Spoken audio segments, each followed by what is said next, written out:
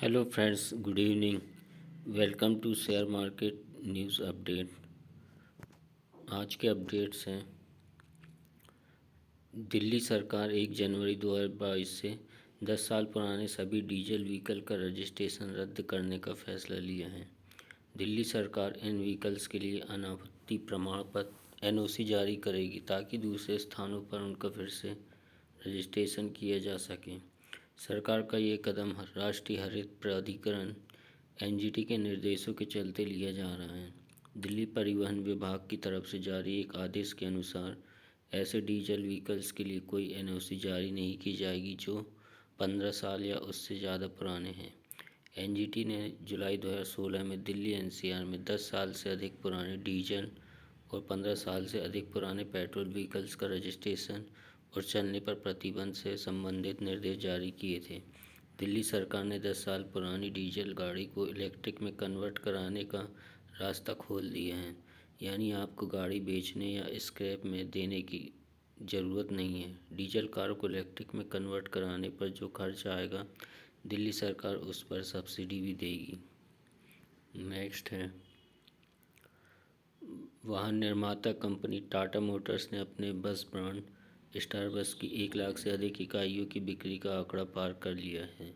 Company ने अपने बयान में कहा कि स्टार बस की बसें कर्मचारियों और स्कूल परिवहन जैसे उपयोग समेत कई तरह के मंचों के लिए उपलब्ध हैं। टाटा मोटर्स के उपाध्यक्ष रोहित श्रीवास्तव ने कहा कि टाटा स्टार बस की बस उद्योग में सबसे उपयोगी साबित हुई हैं।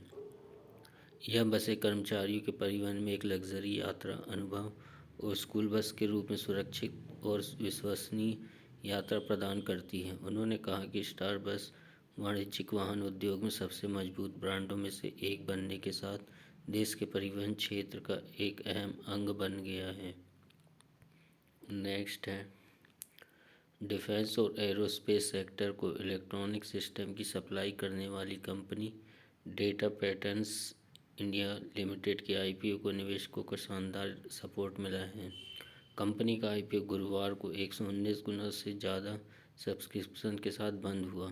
आईपीओ का प्राइस बैंड 555 से 585 रुपये प्रति शेयर था। बोली लगाने की आखिरी तारीख 16 दिसंबर थी।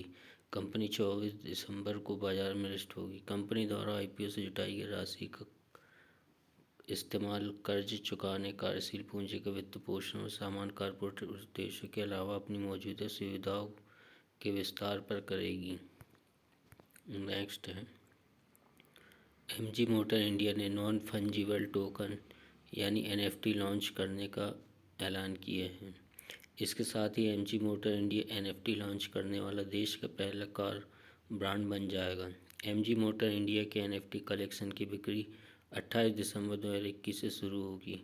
कलेक्शन के हिस्से के रूप में डिजिटल क्रिएटिव की कुल 1111 यूनिट्स बेची जाएगी। इसे कॉइन अर्थ के एनजीएन प्लेटफॉर्म के जरिए बेचा जाएगा। जब से कंपनी ने भारतीय बाजार में काम शुरू किया है, यह अपने भविष्य के लिए 4 प्रमुख चीज़ों पर फोकस कर रही है: डाइवर्सिटी, कम्युनिटी, एक्सपीरियंस और इनोवेशन। एनएफटी की शुरुआत भी इन्हीं मान्यताओं पर आधारित है। Property tech startup square yard ने अपने कारोबार के विस्तार के लिए लगभग 1500 करोड़ रुपए के आईपीओ की योजना बनाई है। कंपनी जल्द ही सेबी से मंजूरी लेने के लिए एक ड्राफ्ट डॉक्यूमेंट दाखिल करने वाली है। गुरुग्राम स्थित कंपनी ने अब तक 125 मिलियन अमेरिकी डॉलर जुटाए हैं, जिसमें से 60 मिलियन अमेरिकी डॉलर इक्विटी के रूप में और 65 मिलियन अमेरिकी डॉलर ऋण पूंजी के रूप में है।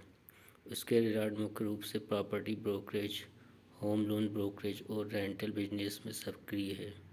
यह घर या प्रॉपर्टी की खोज से लेकर home loan transaction, rental, property management और पोस्ट सेल सर्विस जैसे सभी डिजिटल रियल एस्टेट सर्विस प्रदान करती हैं। उसके रियल एस्टेट एजेंटों, संपत्ति डेवलपर्स, बैंकों और अन्य वित्तीय संस्थाओं को business to business service as a software सेवाएं भी प्रदान करते हैं। Thanks for watching.